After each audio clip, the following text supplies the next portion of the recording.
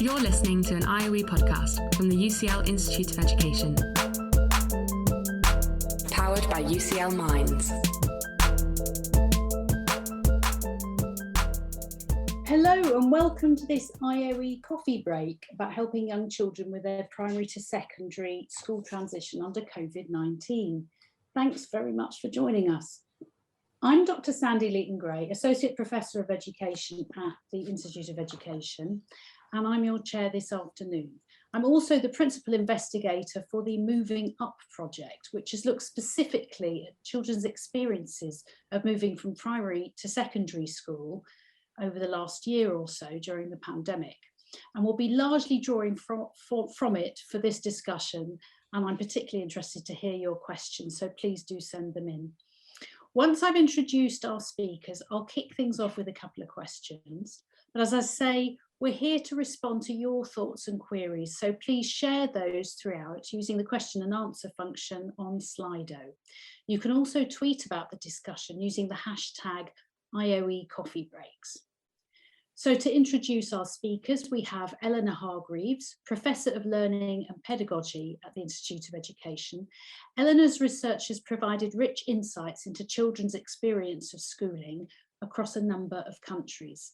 As well as the aforementioned Moving Up study, her projects include surveys of children about their learning and a 5-year in-depth study of 23 children's journeys through schooling from age 7 to age 12. And alongside Eleanor, we have Dr. Jane Perryman, Associate Professor at the Institute of Education. Prior to joining the IOE, Jane was a social science teacher and head of department for 10 years, before moving into higher education as a teacher-educator.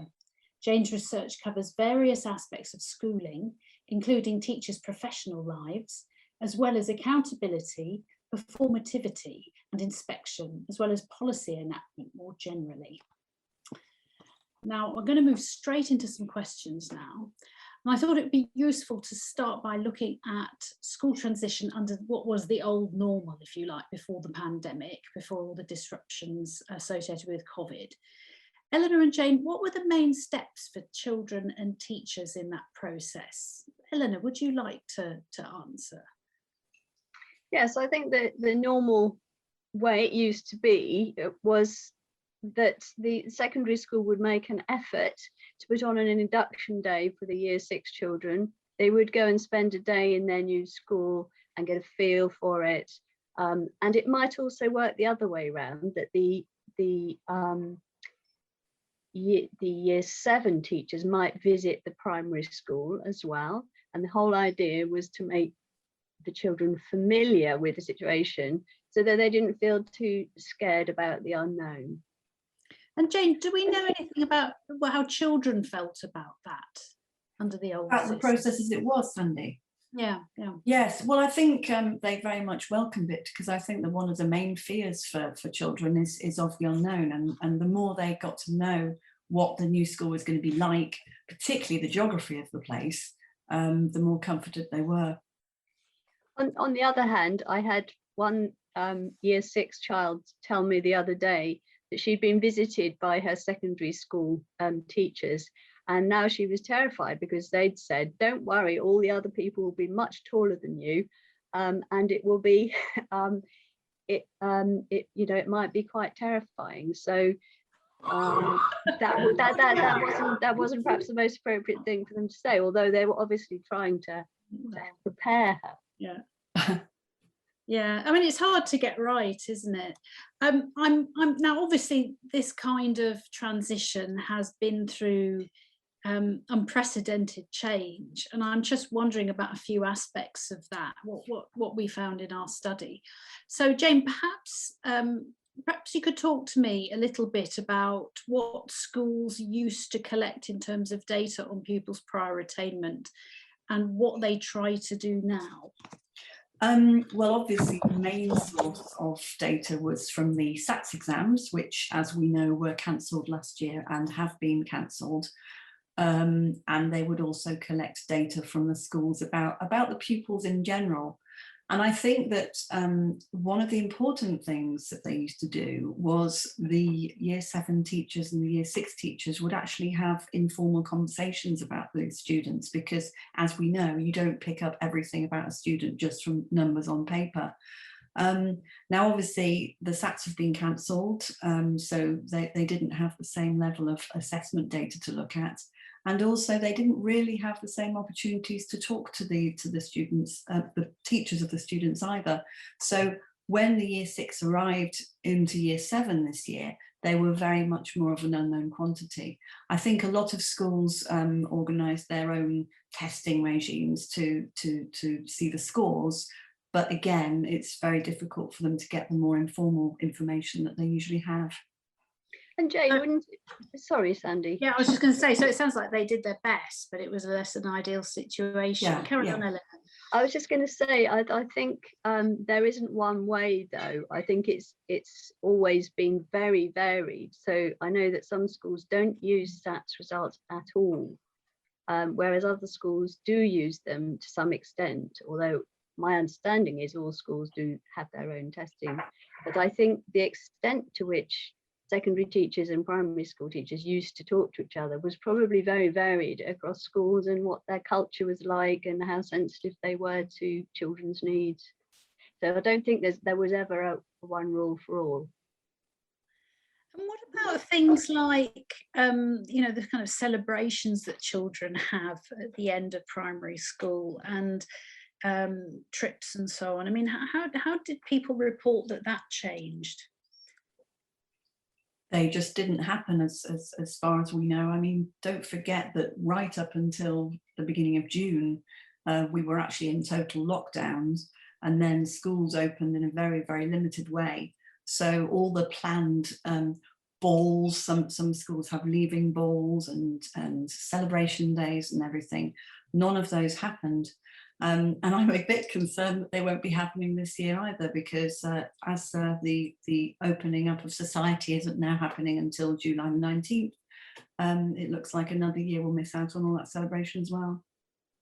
Yes, and it's a worry, isn't it? Because you think, well, you know, these are really core times to bond with other young people, and you know, I just worry, I suppose, that you know, at some point, hopefully we'll come out of the pandemic, but you know, you've lost all of those opportunities. And you know, the closer young people get to sort of doing GCSEs and things like that, the more emphasis there is on curriculum, teaching, and perhaps a bit less time for trips and adventures. So I'm a little bit worried that will never happen again, but hopefully that's too negative a view, and schools will have all of that in hand, of course. So Could I say, Eleanor, I was Sandy, going to say about this sort of social and emotional well-being and general adjustment. What do you think about that then? How do you think that's been impacted? how it's been impacted by COVID? Okay, so I mean, I think what you were talking about, the fact that those fun activities and projects that didn't happen last year meant that the emphasis was on SATs right up to the last minute, and then they were cancelled, and then it was a lockdown. So those children have missed out because schools try to make up for the sort of tunnel vision for exams prior to that period, and then in that period they provide lots of wonderful creative, dramatic, geographical events, and those didn't happen, and I think it's really sad, and I think it is a huge loss. And what we've noticed from the children in the Moving Up study is when they got into secondary school, they found there still were no trips, and there was still no, lots of sporting events were cancelled, after school clubs were cancelled. So they went to secondary school thinking, oh, I'm definitely going to join the chess club or whatever. And then when they got there, they found there was no chess club. And that was something that the children in our survey mentioned over and over again. Yeah, it's a really key part of being an older child, isn't it? An older person. This idea that you've got more choice, and you move around the building more, and you have more choice of all of these wonderful activities. and you know, and you can have different friendship groups as well, and they've ended up sometimes with just the year group or the class group as their friendship base and not much mixing with the other children of different age groups, which a lot of them have said they were looking forward to. So, you know, it's tough, but I think that they seem to be coping. I mean, what do you think, Jane? Do you think that they've managed it well, the transition during the pandemic? I think it depends. It depends on the children. A lot of it depends on their family circumstances. I mean, some children I think had a marvelous time in lockdown, doing exciting projects and exploring their learning as they wanted to, if they had the technology and the support to do that. And also, I think some children, as we discovered, some children thrive possibly being a more independent learner and working on their own.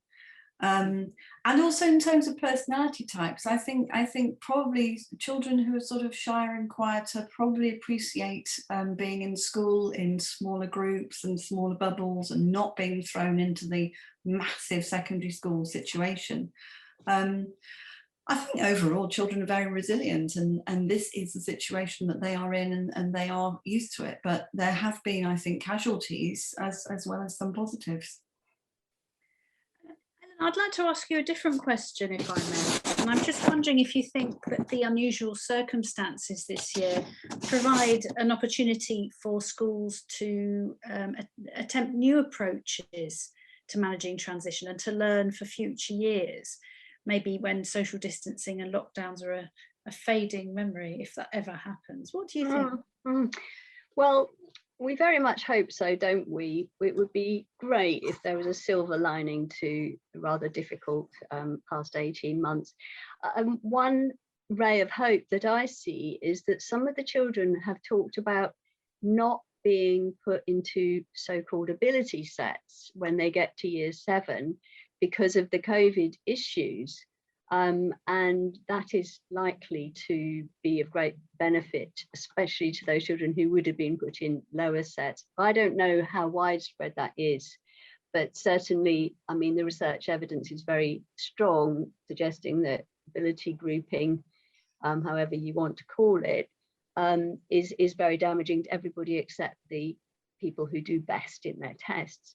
So if that was an outcome, and it was people were more in their community bubbles or smaller classes and not mixing all the time, I think that could be very beneficial for some children.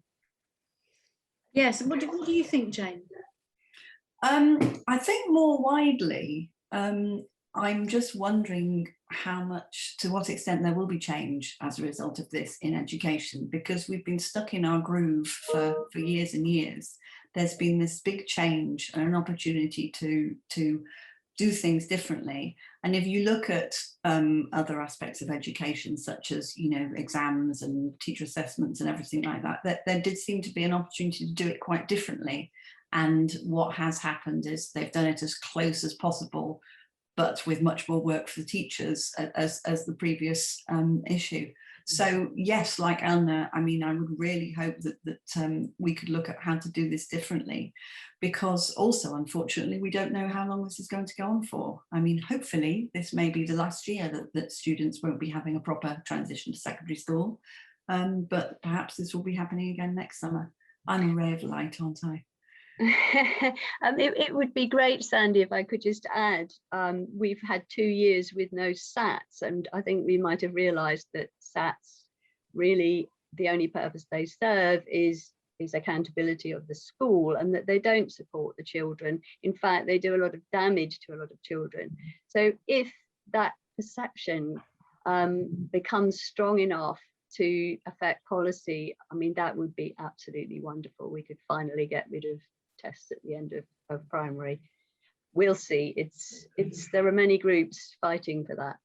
I think a lot of countries do some kind of testing, but it's in Britain where it's very intense, isn't it? It becomes a sort of national nervous breakdown, the whole SADS thing. Maybe, yeah, there's a question, there's a sort of purpose for softening things at the edges and making it more about the children, like you say. I've got some very interesting questions coming in from members of the public. And I'm wondering, do we know if teachers get any specific training or guidance for supporting prospective year sevens? Are you aware of any, Eleanor? The only training that I'm aware of them getting is for the catch-up classes. So the government's put a lot of money into this catch-up regime with mentors. But from my point of view, that I think in a general sense, yeah, I've trained as a teacher. I can't remember having any specific training at any point. No, I'm not aware of anything else. No. Do you know of any, Jane? No, not offhand. I mean, I wonder, because I've dealt in secondary training, so I'm just wondering, maybe if you're training in primary school specifically for the upper years, you may be trained in that. But it's almost the other way around. It's the year 7 teachers that need to be trained in how to deal with these disorientated and bewildered children. Well, on the other hand, I think year 6 teachers are a certain breed of person, and they're put in year 6 because it's felt that they would be very suitable for preparing children for year 7. So although it's not a training, I think year 6 teachers deserve a lot of credit for doing their own training, if you like. Absolutely. And one of the things that came through from the data from the year 6 teachers that we spoke to in the project was how upset they were for their children. They'd got very, very close to them, and they were really upset they didn't have all the usual opportunities they could have. Yes. So and again this year. Yes. Yeah, it's certainly difficult times. And we've got a question from Sarah, who's asking, do we have any views on the adequacy or balance of the government's catch-up provisions? She says they do include some of the fun, but important activities that we've mentioned. But what do we think about that in general? Eleanor? Well, my project is working with children who are likely to have missed more school than my other project, not the Moving Up project, the one that's following children through primary school. And for those children who are the ones who might struggle more with some subjects than other children, for them to have catch up during break, after school, in the summer, it's exactly what they don't need. So having sort of missed out on the security of having school last summer and in earlier lockdown this year, what they need is lots of care and attention to their person, but to give them more formal lessons, which they already struggle with, I think could backfire. So I'm actually quite concerned about this, and I know that some schools will do it brilliantly and very sensitively, but really a lot of those children would like a lot less time in school, not more time. What do you think, Jane? I mean, what did we find out in the project about the catch-up programs? I'm not what sure. Did teachers want or feel that well, again, I mean, many teachers are very concerned about how far children may or may not have fallen behind, and I'm not sure we have the data about how much they actually had. But a lot of the teachers seemed more concerned about their mental health than about how their attainment had failed. And as Eleanor says, if what is good for their mental health is not being made to do catch-up classes, then I think that's probably an important message.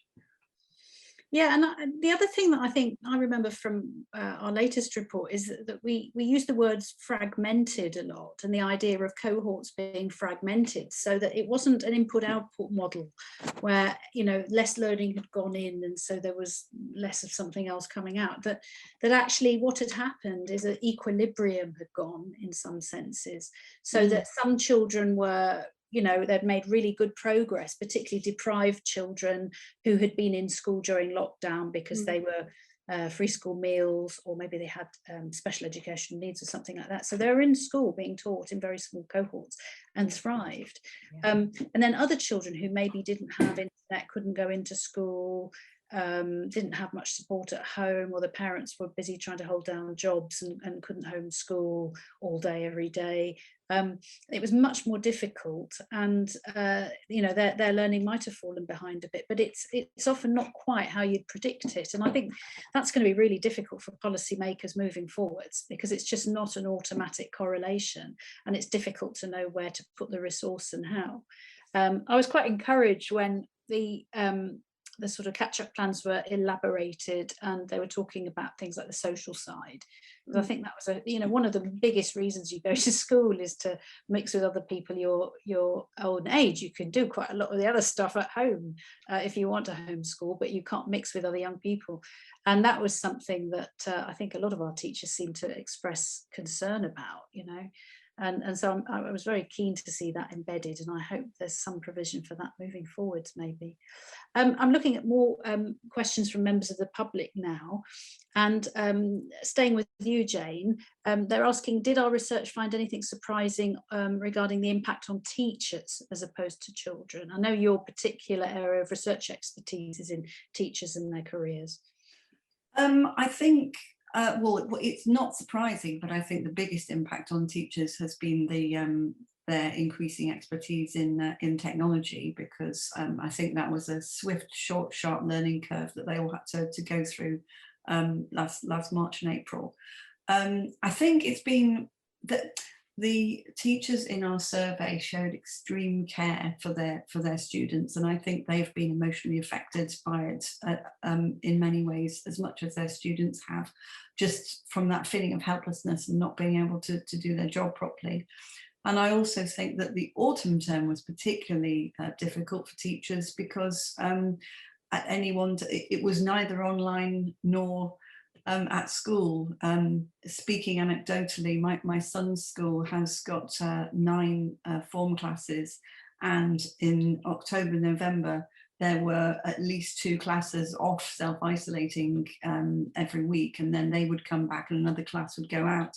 And that must have been a nightmare for teachers, because you're either teaching proper lessons or you're doing online learning. It's very difficult to manage both at once, I think. I also think there's an interesting new expectation on teachers.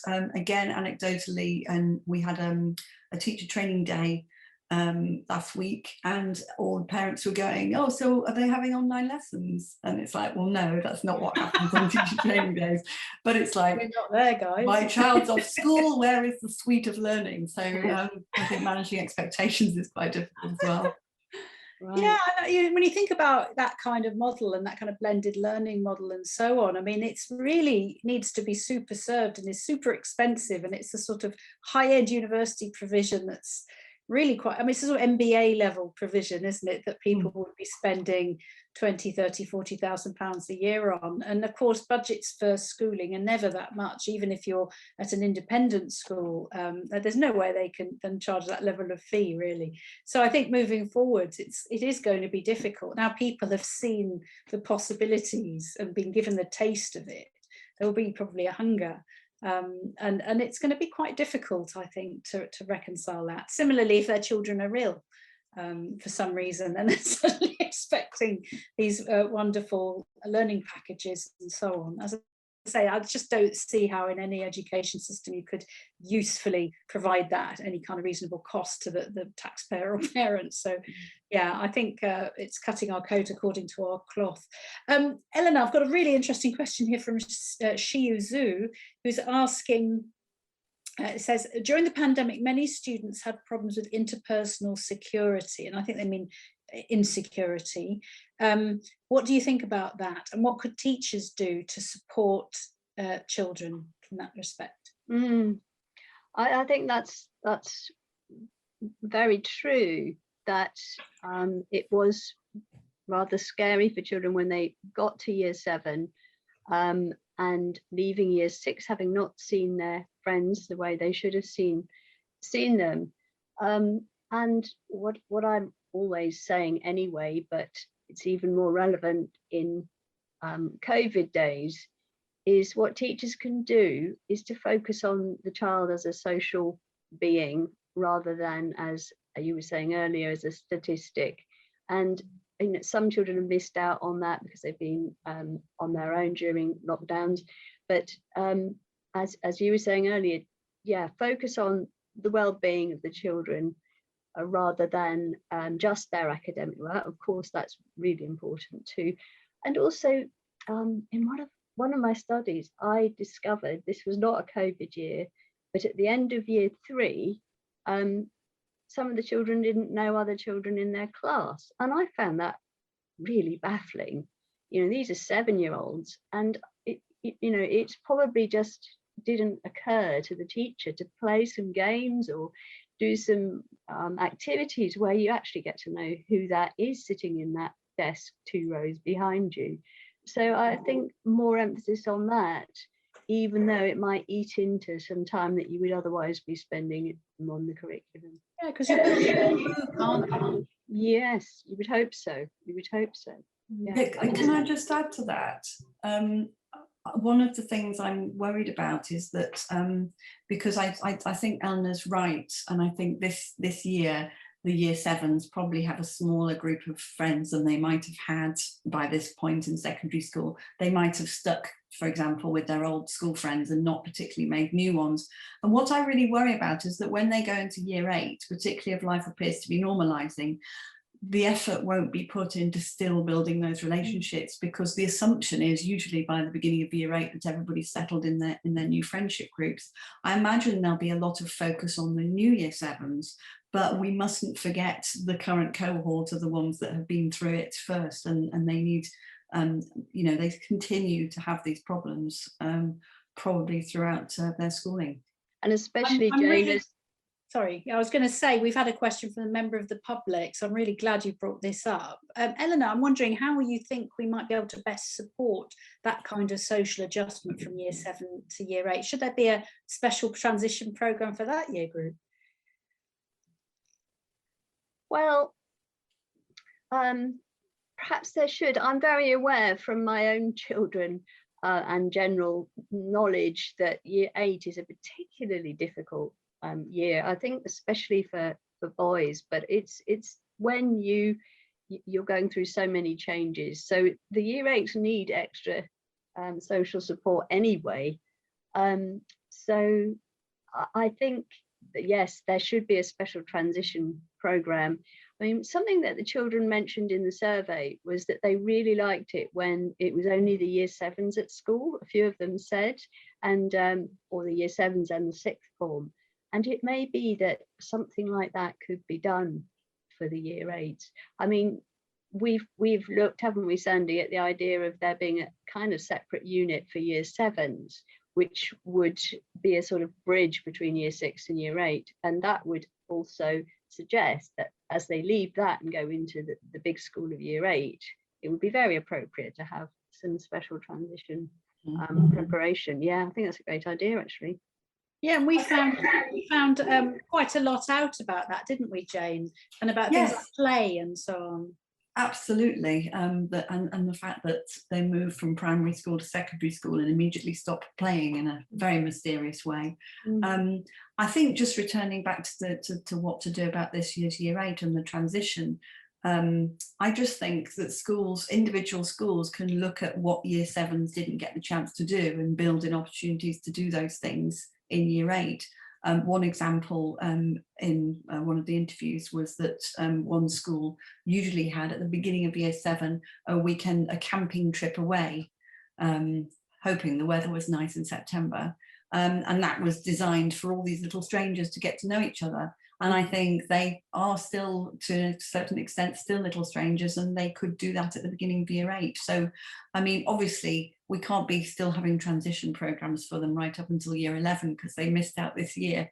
But schools could certainly see what they missed out on and see if they can replace them. Yeah, maybe it's about having repeated opportunities because there might be cancellations of things as well. So just to embed it a little bit, I suppose.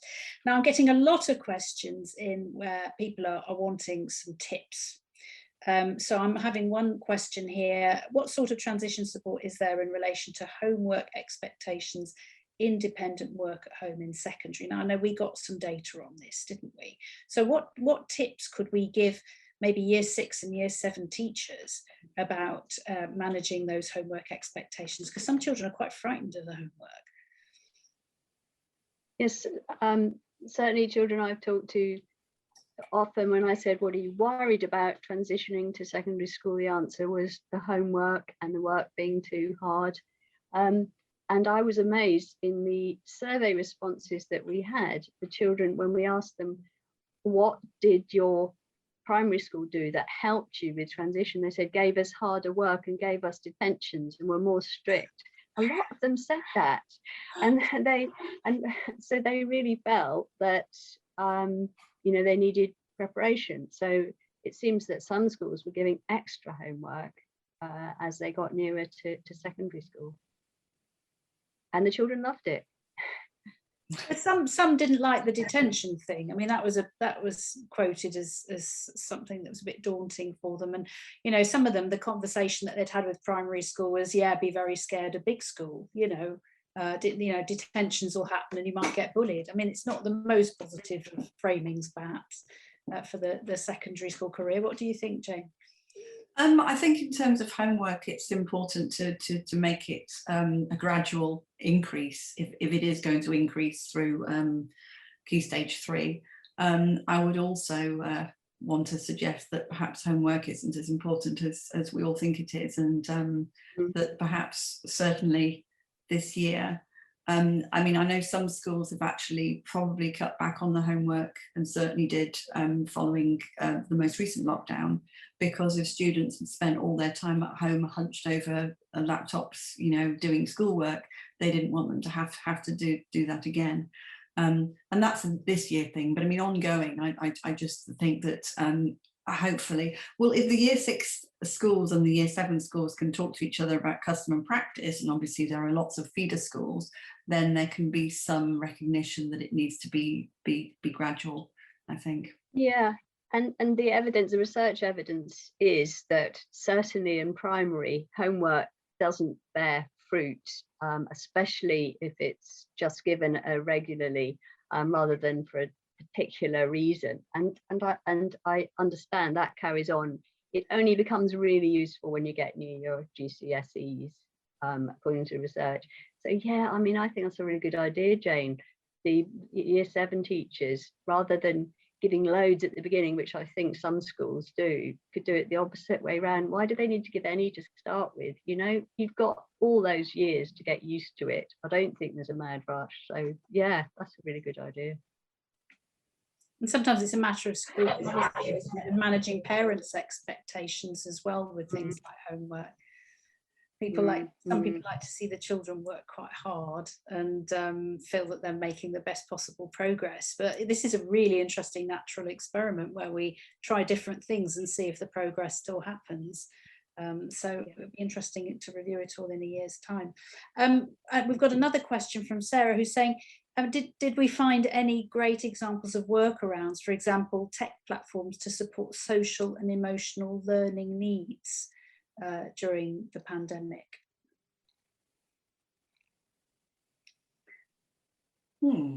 I remember one, I think, where a child reported that her parents had bought her a special online course in how to move to secondary school and all about that. Yeah. I can't remember the name of the course, but the parents had provided that rather than the school, and she felt that had been helpful. Can you think of any more, Jane? No, I mean, there was a lot of talk about in terms of the technology, how useful it was if primary and secondary schools had common systems that they were using. And therefore there could be a smooth transition, and that wasn't all strange, but that wasn't necessarily anything in particular to do with transition and well-being. I don't think it came up that much in the data, and that's actually quite a big gap, isn't it? Yeah, I mean, we did get stuff on platforms, so Google Classroom seemed to be at the top in the popularity stakes, but not on the social and emotional aspects. No, I wonder if there are companies beavering away at developing such things right now. Well, you heard it here first, folks. Now, we've only got a few more minutes. So what I wanted to do is to go to each of you in turn, and I'd like you to talk a little bit about best practice examples, so the absolute take-home tips now. What are the things that really stood out in the research project as the most valuable transition activities that teachers can do, perhaps in a normalised approach or as a hybrid approach if the pandemic drags on even further? What do you think should be happening? Let's start with Jane. Well, I think that we know that successful transition relies on managing children's expectations of secondary school, and also ensuring some sort of continuity of learning. So as much as schools can do to familiarise upcoming year sixes with the new school situation, and we did see some good examples of how that was done online last time. I mean, there was one school that was actually doing daily online videos, and we've had schools doing videos, virtual tours of their schools. There was one school that had a message from year 7 being played to year 6s, and that was all good online stuff. And I guess at the moment we can only really talk about online because, as we know, it's not really happening this year either. And in terms of the continuity of learning, it's keeping that dialogue and communication between the schools, so that the new schools know how far that is possible, that the children as much as they can before they get there. But that's easier said than done. Eleanor, what are your? I think it's really important for teachers and parents to be getting children to talk about their feelings and their expectations and their fears, especially their fears, because they may think that they shouldn't feel afraid or that nobody else is feeling afraid, it's just them. And I did a survey with my 23 the children in my other study, and